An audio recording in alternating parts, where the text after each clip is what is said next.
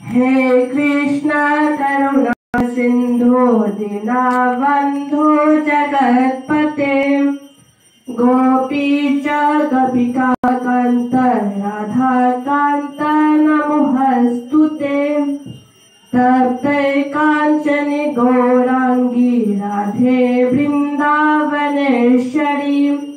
वृषभानुसुते देवी प्रणमामि हरे प्रिये हरे कृष्णा कृष्णा कृष्णा हरे हरे हरे राम राम राम हरे हरे हरे नाम नामयं केवलम कलो नास्तेव गतिरन्यथा हरे कृष्णा कृष्णा कृष्णा हरे हरे हरे राम राम राम हरे हरे। सर्वप्रथम मैं अपने गुरुजी नित्यलीला प्रविष्टम ओम विष्णुपाद 108 श्रीशीलम भक्ति वल्लभ तीर्थ विषय गुरु महाराज जी के रातों से चरणों में प्रणाम करते हुए उनसे अहित की कृपा भिक्षा प्रार्थना करती हूँ। अखिल भारत श्री चैतन्य गौड़ मठ के वर्तमान आचार्य ओम विष्णुपाद 108 श्रीशीला भक्ति विचार विष्णु महाराज उनके चरणों में मेरा प्रणाम। अखिल भारत श्री चैतन्य महाप्रभु गौड़ मठ के संस्थापक आचार्य ओम विष्णुपाद 108 श्री श्रीमद भक्ति प्रसाद विष्णु महाराज जी के चरणों में प्रणाम। और इस व्यास मंच पे उपस्थित पिताजी पूज्य श्री जगदानंद प्रभु जी के उनके श्री चरणों में मेरा प्रणाम। और आए हुए सभी भक्त सभी ज्येष्ठ कनिष्ठ और सभी भक्तजनों को मेरा सादर प्रणाम। हरे कृष्ण।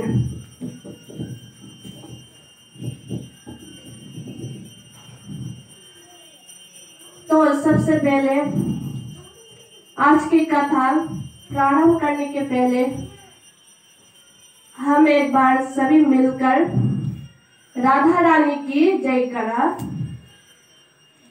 लगाते हैं। तो बोले श्री प्रेम से बोले जय श्री राधे की जय। वृषभानु दुलारी श्री राधा रानी की जय। ब्रज की महारानी श्री राधिका रानी की जय। कीर्तिदानंदिनी श्री राधा रानी की जय। आज बड़ी पावन बड़ी शुभ तिथि है, श्री राधाष्टमी है। राधाष्टमी यानी राधा रानी जी के जन्म तिथि। हमें बहुत लोगों को यह पता नहीं और किसी को पता हो भी है फिर भी संदेह है कि राधाष्टमी क्या है और इसे क्यों हम पालन करते हैं। और इसके बाद अगर राधाष्टमी पता है तो राधा रानी जी कौन है उन्हें पता नहीं।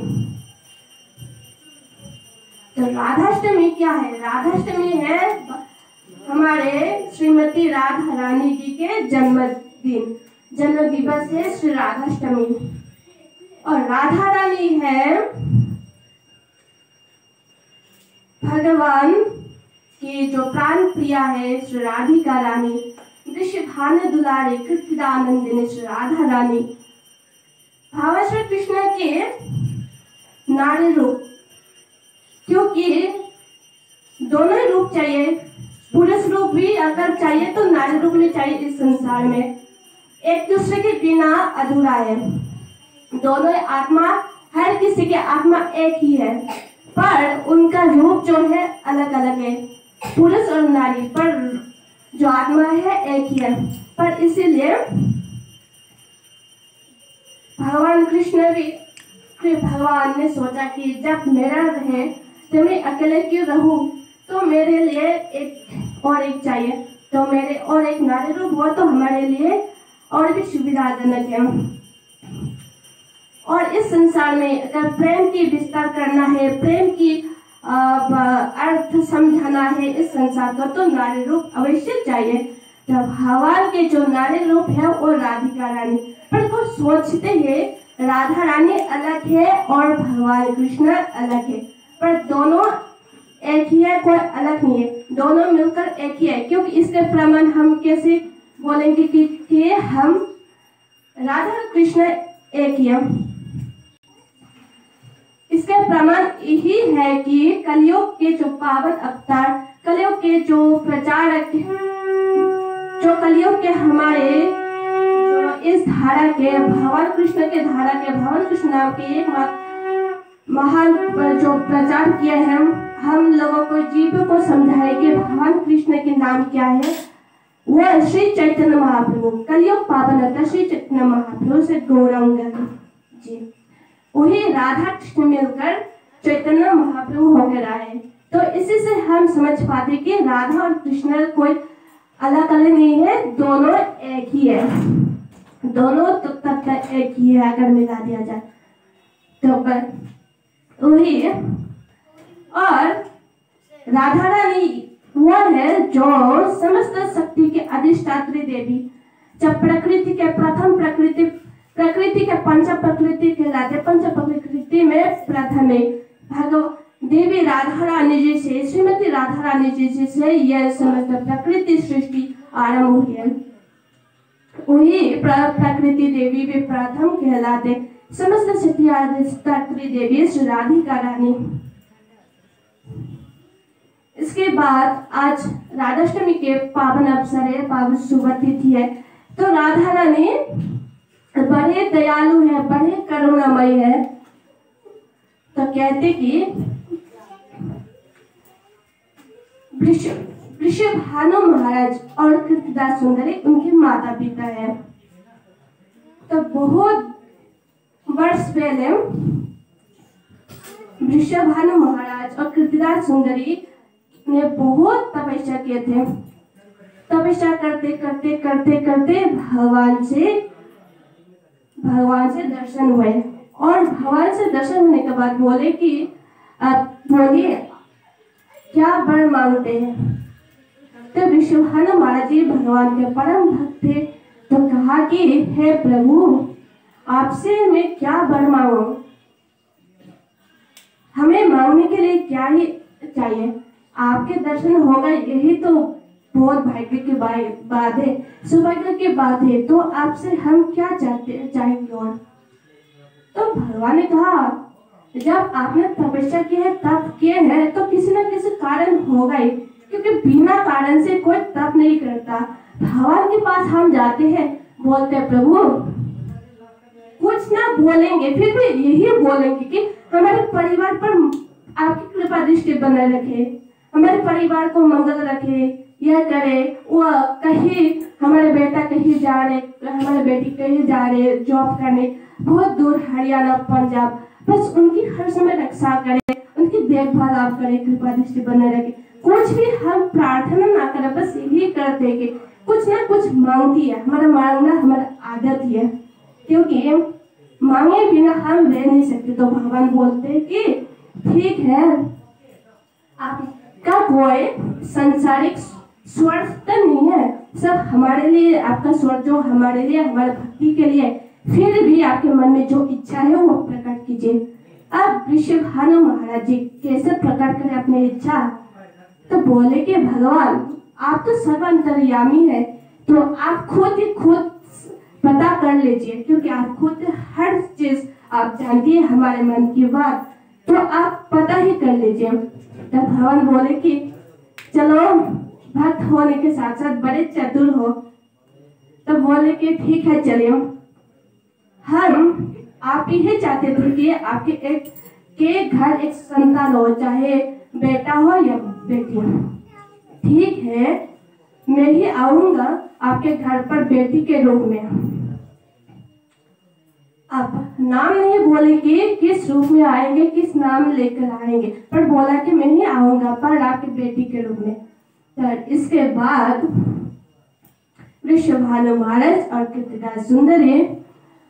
इसके बाद 1 और 2 युग बीत गए। इसके बाद द्वापर युग में रावल धाम में वे दोनों बैठने वहां बसवास करने लगे और बड़े ही धनवान थे। बड़ी एक राजा से कम नहीं थे, राजा के समान ही थे।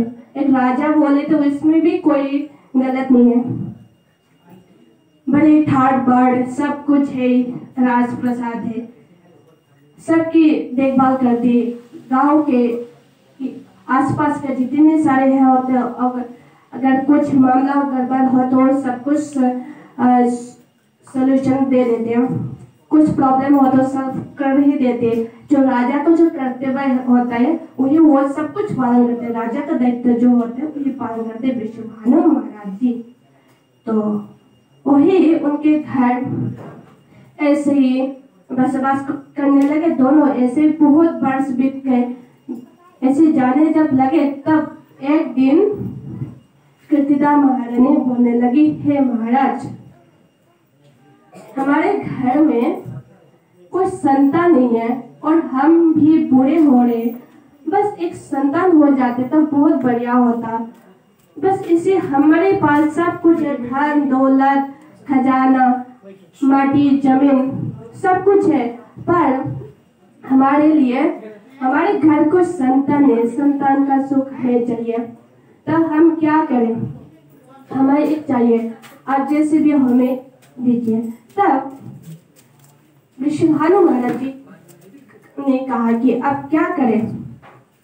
हमने ठाकुर जी से बहुत प्रार्थना किए हैं, उनके तप किए हैं, उनके फल अवश्य हमें देंगे। ठाकुर जी ने कहा कि आएंगे, हमारे घर जरूर आएंगे। तब ऐसे ही दोनों सोचने लगे। ऐसे ही कितने दिन बीत गए। इसके बाद एक दिन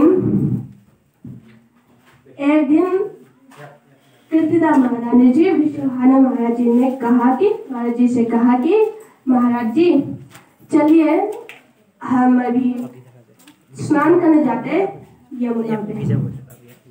आप स्नान करने जब गए तब कहा कि महाराज जी वहां देखिए बहुत ही सुंदर, इस यमुना नदी पे बहुत ही सुंदर कमल जा रहे, तो उस कमल को आप उठा लाइए।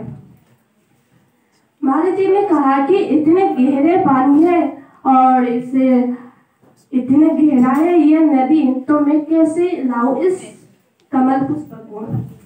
कहा कि जैसे भी हो आप मुझे ये कमल पुष्प लेकर आइए मेरे लिए, मुझे चाहिए। अब उनको निराश भी नहीं कर सकते हैं। वृषभानु महाराज जी क्या करें? तो उनको कहा कि महारानी जी को कहे कि ठीक है, आपके जो आदेश मैं आपके लिए ले आता हूँ। तो वो वृषभानु महाराज जी इस यमुना नदी में गए। जाकर उस कमल पुष्प को जब उठाने के साथ साथ बड़े सुंदर एक लाडली वहां सोई थी। तो वही लाडली कौन थी? श्रीमती राधिका रानी। बोले श्री राधा रानी की जय, बोले श्री राधा रानी सरकार की जय, ब्रज की महारानी श्री राधिका रानी की जय। वही उसी समय दोपहर के समय 12 बज रहे थे और उसी समय कमल के पुष्प में बहुत ही सुंदर एक छोटी सी कन्या वहां सो रही थी और उसी पुष्प को लेकर वृषभानु महाराज से बड़े ही आनंद के साथ हर्ष के साथ उसे उठा लाए। बोले कि हे महारानी जी, आपने तो आदेश दिया था कि इस कमल पुष्प को लेकर आओ, पर आपके आदेश हमें मानने में मंजूर नहीं था, पर फिर भी हमें आपको निराश नहीं कर सकते, इसलिए लेने गए। पर उसके साथ साथ हमें भगवान ने इतने दया के, इतनी कृपा के, इतने सुंदर लक्ष्मी जैसी लक्ष्मी स्वरूपा ये इतने सुंदर कन्या हमें मिल गए। चलो आप अगर नहीं कहते तो इस कन्या हमें प्राप्त नहीं होते। स्वयं भगवान जी स्वयं लक्ष्मी इस देवी हमारे घर इस कमल पुष्प में पधारे। तो बहुत ही हर्ष के साथ बहुत ही खुश हुए वे दोनों बोले। और महारानी जी भी बोले कि हाँ प्रभु, हाँ महाराज जी, आपने सही कहा, लक्ष्मी है हमारे घर आए। तो उन्हें महाराज और महारानी दोनों लेकर घर में आए। तो दोनों उन्हें देखभाल करने लगे, हर रोज उन्हें प्यार करने लगे। इसके बाद उन्हें ऐसे दिन बीतते गए और सारे जो मिलने के बाद राधा रानी जी जन्म होने के बाद, उनके घर आने के बाद पूरे ब्रजवासी को कह दिया कि हमारे घर एक सुंदर सी कन्या आई है, सुंदर सी कन्या हमें प्राप्त हुई। पूरे ब्रज में ये समाचार फैला दिया है कि हमारे घर एक सुंदर सी कन्या आई है, प्रकट हुई है। तो ये सारे ब्रजवासी बहुत ही खुश हुए, क्योंकि इतने दिन से उनके घर को संतान नहीं थे और आज उनके घर संतान प्रकट हुए। तब पूरे ब्रजवासी तो बहुत ही खुश थे, पर एक ही उनके मन में दुख था कि हमारे जो लाडली है, हमारे जो छोटी सी छोरी है, छोरी के जो आंखों में अब बनी है, आंखों का तेज हमें दिखाई नहीं दे रही है, अब कैसे दिखाई दे। कहा कि अब क्या करें। तो ऐसे बहुत दुखी थे, इसी कारण वृषभानु महाराज जी। इसके बाद एक दिन नंद महाराज और यशोदा भगवान कृष्ण का लेकर वृषभानु महाराज जी के घर आए। आने के बाद कहा कि हे वृषभानु महाराज जी, मैंने सुना कि आपके घर एक कन्या प्रकट हुई है, लक्ष्मी स्वरूप है। तो वृषभानु महाराज जी ने कहा कि हाँ नंद महाराज जी, हमारे घर एक कन्या प्रकट हुई है, बहुत ही सुंदर है, बहुत ही सुंदर, एकदम मस्त। तो देखा कि अच्छा, तो हम भी दर्शन करें। तो वृषभानु महाराज जी ने कहा कि हाँ बहुत ही सुंदर, पर हमारे मन में एक दुख है। तो क्या बात है, किस लिए आप दुखी हो? आपके घर लक्ष्मी आई है, तो दुखी होने की क्या कारण है? आपको खुश होना चाहिए। कहा कि खुश की बात है, पर दुख की तो यह बात है, अभी हमारे बेटी हमें नहीं देख रही है, अभी भी आंखें बंद करके बैठी है। तो यही बात सुनते ही नंद महाराज के जो बेटे भगवान कृष्ण खेलते खेलते, बस खेलने के बहाने धीरे धीरे चलते चलते श्रीमती राधा रानी के पास चले गए। और श्रीमती राधा रानी के पास चले जाकर उनको देखने लगे, राधा रानी जी को। और राधा रानी जी भी भगवान कृष्ण देखने के साथ आंखें खोल दिए। बोले श्री राधा रानी की। राधा रानी जी आंखें खोल दी। इसके बाद थोड़ी देर बाद वृषभानु महाराज और नंद महाराज, उनके दोनों परिवार आके जब देखने लगे कि देखे कि है इतने दिन से हमारे राधा रानी आंखें नहीं खोल रही थी और आज कैसे खोल दी, ये तो और कैसे खोले, यहाँ तो कोई आए नहीं थे। इसके बाद देखते कि भगवान कृष्ण। चलिए इसके बाद वृषभानु महाराज नंद महाराज जी को बधाई देते कि आपके बेटी के कारण आज हमारे बेटी ने, राधा रानी ने आंखें खोल दी। और नंद महाराज भी वृषभानु महाराज जी को बधाई देने लगे कि बधाई हो आपको बेटी के लिए, राधा रानी आने के लिए। इसके बाद दोनों एक दूसरे को बधाई दिए। इसके बाद श्रीमती राधा रानी धीरे धीरे धीरे बड़े हुए और भगवान कृष्ण भी बड़े हुए और इनके ब्रज में उनकी लीलाएं रचने लगी। और उनकी लीला ऐसे रची कि पूरे ब्रजधाम, पूरे विश्व उनकी लीला के दर्शन के, इनकी लीला सुनने के लिए, उनकी कथा सुनने के लिए व्याकुल रहती। आज भी वृंदावन में राधा रानी के आदेश ही चलते, उनके ऑर्डर ही चलते, किसी के और आदेश नहीं। कहते कि भगवान कृष्ण जब मथुरा जा रहे थे, वृंदावन छोड़कर, तब भगवान कृष्ण ने कहा था कि इतने दिन हमने पुतना मारा, अकासुर बकासुर पर हम राज किए थे, पर अब से इस ब्रज के जो मालिक होंगे, ब्रज के जो सरकार होंगे, आप ही होंगे और हमारा राज नहीं चलेगा। अब ब्रज के राज आप ही चलाएंगे, जो ब्रज के अधिकार आप ही देंगे। तो इसलिए कहते कि ब्रज धाम में वृंदावन की जो जाने के हर किसी भाग्य नहीं होते। जो राधा रानी जी कृपा करते हैं, बुलाते हैं, वही वृंदावन जा पाते हैं। तो वही इसीलिए राधा रानी जी को ब्रज की महारानी यानी ब्रज की सरकार कहते हैं। तो वही राधा रानी जी के कहते कि भगवान श्री कृष्ण कहते कि राधा के बिना हमारे भजन अधूरा है। अगर हमारे चाहते हैं, हमें अगर सच्चे मन से चाहते हो तो राधा रानी जी को आपको चाहना होगा, उनको याद करना होगा। उन्हें अगर याद करेंगे, संतुष्ट कर पाएंगे, हमें जरूर प्रसन्न कर पाओगे। क्योंकि राधा रानी थोड़ी सी टेढ़ी है, सीधी बोलो ये भी पूरा सीधी नहीं है क्योंकि टेढ़ी है। अगर किसी टेढ़े इंसान को अगर आप मना सकते हो, पर वो एक बार पाने लिए सीधा हो जाते, आपके लिए कुछ भी करने के लिए तैयार हो जाते। वैसे ही राधा रानी जी का अगर आप एक बार दिल से मना सकते हैं तो राधा रानी की कृपा आपके जन्म जन्म जन्म जन्म तक आप पर बने रहेंगे। इसमें कोई संदेह नहीं है कि राधा रानी एक बार जिसको कृपा करते हैं, कृपा बरसाते हैं, वो हर जन्म एक बार से कृपा बरसाते, परमानेंट कोई टेम्पररी नहीं है, उनकी कृपा परमानेंट है। तो इसलिए भगवान कृष्ण को पाने के लिए राधा रानी जी का पाना अति आवश्यक है। तो आज राधा रानी जी से आप यही प्रार्थना करते हैं, हे राधा रानी, हे ब्रज की महारानी, आप हम पर कृपा करें, कृपा आशीष प्रदान करें, ताकि आपकी कृपा से हमारे जीवन को हम सफल बना सके और आपके ब्रज धाम में हर साल जा सके। क्योंकि आपके आदेश बिना हम ब्रज धाम में एक पैर भी रख नहीं सकते। इसलिए हे राधे, हम पर आपकी कृपा दृष्टि बनाए रखें। बस यही राधा रानी से प्रार्थना करते हुए आज के जो कथा है, आज के कथा हम यही विराम देते हैं।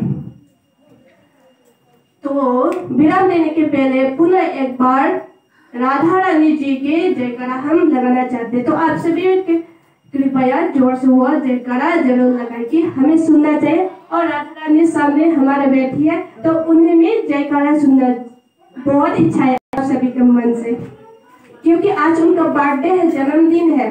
तो जन्मदिन में अगर कोई बधाई या शुभकामना नहीं देंगे तो बर्थडे विश नहीं करेंगे तो वो इंसान कैसे खुश हो सकते हैं। हमें हमारा बर्थडे है, अगर हमें कोई विश ना करे, हैप्पी बर्थडे ना कहे तो हम बहुत ही दुखी होंगे। ये तो स्वाभाविक है, जनरल बात है। तो इसीलिए राधा रानी जी को आज जन्मदिन की बधाई और शुभकामनाएं देते। चलिए आप हम सभी मिलकर जय श्री राधा रानी की, जय श्री महारानी की, जय ब्रज के सरकार विश्वभानुनंदिनी श्री राधिका रानी की, जय कीर्तिदानंदिनी श्री राधिका रानी की, जय नारियल धाम की, बरसना धाम की, जय हो राधा रानी की।